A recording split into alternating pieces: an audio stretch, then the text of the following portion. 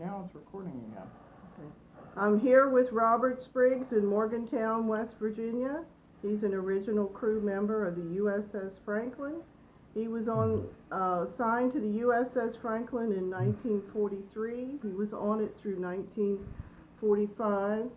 He is an original member and plank owner of the USS Franklin CV-13. Tell us a little bit about being on the Franklin. Well, everybody that was the original crew member had their name on one of the planks on the flight deck on these type of wood, and this teak wood. When it rained or got in storms, it would get wet, but it would dry very fast, so the airplanes could still take traction and land on that wooden flight deck. So what was it like to ship out of Norfolk? You shipped out when on the Franklin? When was it ready to go? I think it was ready to go about January of '44. It was commissioned in. Then we took a trip to Port of Spain, Trinidad, to get the crew all in their assignments, and there was only 16% of us had ever been to sea before, and we had a lot of men that we had to help train and get ready to go through the Panama Canal and then up to California. Then we picked up 100 and some airplanes for the ship to have with us. We had fighters and planes, and we had dive bombers, and we had torpedo planes that was loaded. And then we left California. We got into Pearl Harbor, and we did some training in Pearl Harbor and got rid of some things that we had to do, and everything at gunnery schools and all that for everybody to get ready. And we left there and we went into the Marianas Islands. The Marianas was Guam and Saipan and Tinian. There was 3 islands in a whole group there, but we had to have Tinian because the B-29s was coming for long, and the B-29s needed an air base to land on.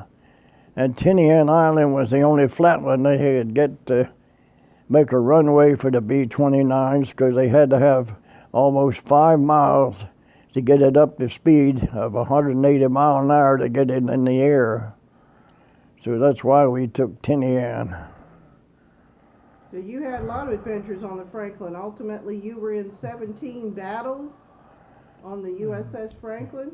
Yeah, we had all of them. All through the Pacific, the Marshall Islands, and we was in the Marianas, we was in Tarawa, we was in Peleliu, we was in all the kind of different battles in different places. In Okinawa, Iwo Jima, we also was in the Philippines. Leyte Gulf battle was in that. Then we had a big battle off the coast of Formosa in 1944 before we went into the Philippines. We went up to Formosa because the Japanese had a great big supply of backup material on Formosa so they could come and get it. Or we knew we was going in the Philippines on the 20th of October. Everybody knew we was going back then at high tide where the boats and all could get across the coral reefs and get into land. So we destroyed everything on Formosa so that they couldn't come back and get extra supplies and come after us again. That's the day that we were destroying their supplies. Of course, they come out after us, and we had some damage to the flight deck, and we were up there on repair number 8, and we was making repairs, and we got under attack again, and I told the boys to stretch out on the deck. I said, don't stand out there on that big flight deck and get hit or something. And after the attack was over, I looked over, and I had a fellow by the name of Jones from Texarkana, Texas with me, and I said, Jones, did you hit the deck like I told you? He come over and he said, yes, sir, Mr. Bob. He says, I had to raise up on my elbows to look over the 4-inch fire hose we had out there. So he must have been down pretty close. Yeah. So what was your job on the Franklin? What'd you do? I was a gyro technician for Master Gyro Compass because I'd been to school and repairs them. I had two of them to look after. And the most thing I looked at was the PA system, the public address systems, and all the speakers and everything. All the orders had to be given for the ship. I had that system to look after. And I helped take care of some of the telephone equipment, some of the sound power telephone equipment also.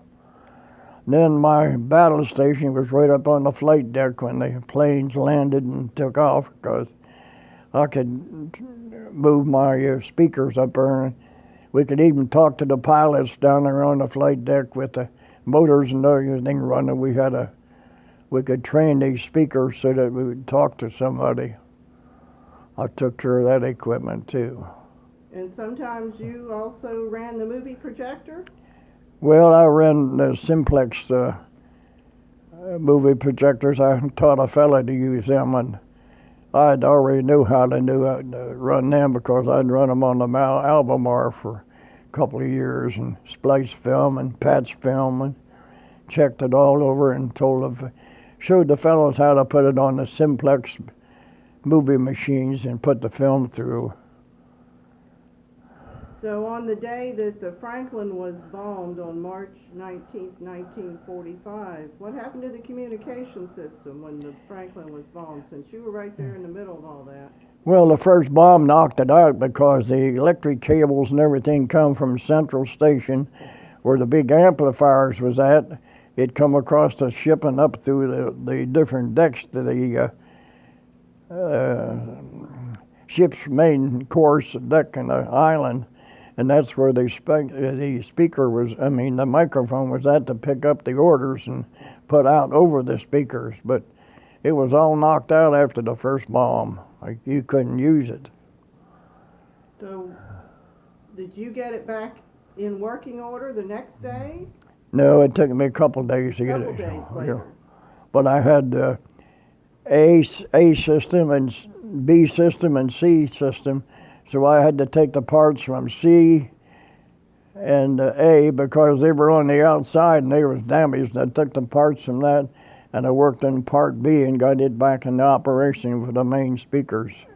And then the captain was able to communicate with the crew? Yep. So that was what, around March 22nd? Yeah, 21st, 22nd. 21st or 22nd in 1945, you got communications going again. Yep. At that point, the ship was all torn up? Well, it was all battered and beat up, and they had made arrangements for the Pittsburgh, the cruiser, to come in, and they cut the anchor loose and dropped it, and they used the anchor chain for a beginning to get a tow to the Pittsburgh to get us out of there. And the Pittsburgh, actually, the little cruiser, it pulled us out there at 2 miles an hour. And then the other cruiser, the Santa Fe, come alongside on the starboard side, took some of the wounded off, and they also had some fire hoses and things that they helped put out fires with, and they kept us from capsizing because we had already listed 13 degrees to starboard, and we didn't have many more degrees, and we'd upset sideways. But the Santa Fe come in and blocked that from happening. And you stayed on the ship the whole time? I stayed on Brought it. it all the way back to New York, to the Brooklyn Navy Yard?